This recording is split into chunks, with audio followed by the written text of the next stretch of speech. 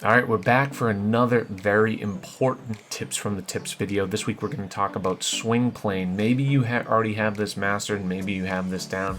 Good on you. But if you do not and you are struggling, this video is for you, so make sure you stick around. Swing plane is one of the most important things in this game. Let's start by seeing where it is located in the game itself. So last week we talked about tempo, or one of the previous weeks, which is this top white line here. Now we're going to look at this bottom white line, and that is referring to swing plane. So if I'm going bad swing plane, like look at that line, that is terrible. You want to be going directly down, directly forward. This does mimic a good swing plane in real life. You want to make sure that you really want to make sure that you are in that white line straight down as much as you possibly can, or else your ball will go offline. So how do we get there? Well, first let's start by reviewing the hardware or the controller that we're using. So myself, I am using a PS5 controller. I also grip it at a relatively 45-degree angle. So we'll start with the controllers. There are many different variations of controllers. Whatever you are most comfortable with, go with that.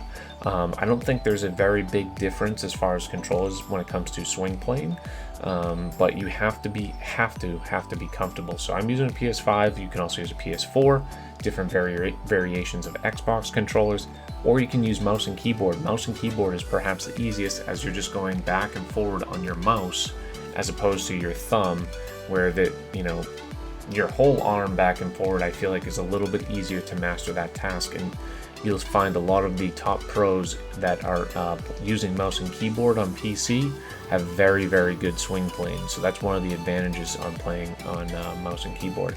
But if you are in the vast majority that are not using mouse and keyboard, make sure you're comfortable with your hardware first. I find that PS5 is the best controller, but if you're on a different platform, it is what it is. Enough about controllers. The next most important thing is grip. There are many, many different ways of holding the controller. You think I'm joking, but grip is super, super important. You have to be comfortable. I personally grip it at a 45-degree angle, and I hit with my right thumb. So I also hold it at a certain position every single time, and you have to be very comfortable.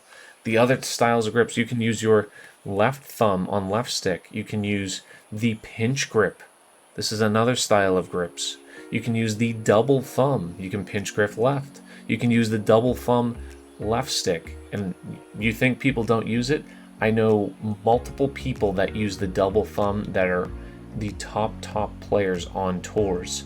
So these are all viable options, left, right. Find what's comfortable for you. Make sure that you have a setting that you like, and if you don't, or maybe you're second guessing it, experiment with the other settings. As I mentioned earlier as well, have to be comfortable. And are you going to be resting your elbows on your chair?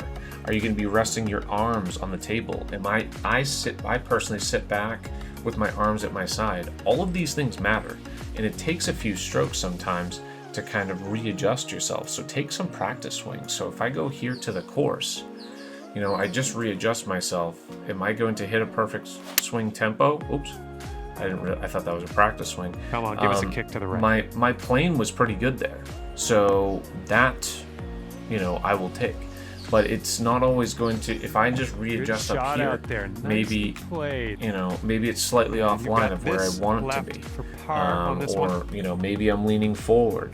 All these things, I would make sure when you find something that you like, try to recognize that, and if your swing plane starts to falter, go back to that thought. Are you doing all of those things? Are you using your right thumb at a 45-degree angle as opposed to a 90, as opposed to, directly up and down? Or are you sitting back in your seat? Are your elbows on your chair? Are they leaning forward? How are you typically playing this game that you are comfortable when you are successful?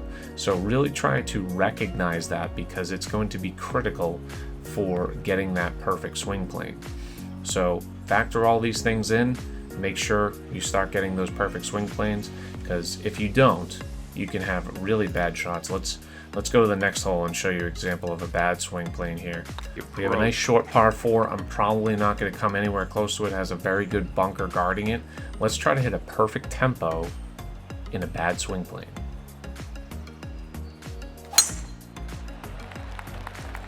Look how far offline that goes.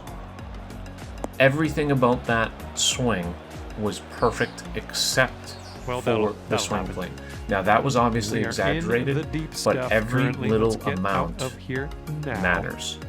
The other thing, just like overpowering, be careful, because if you overpower, as you see here, as I pull back and extend, that swing plane, just like your tempo, is going to shrink.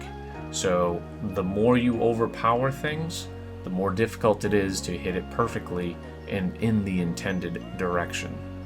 Best of luck out there. Comment below if you have any recommendations.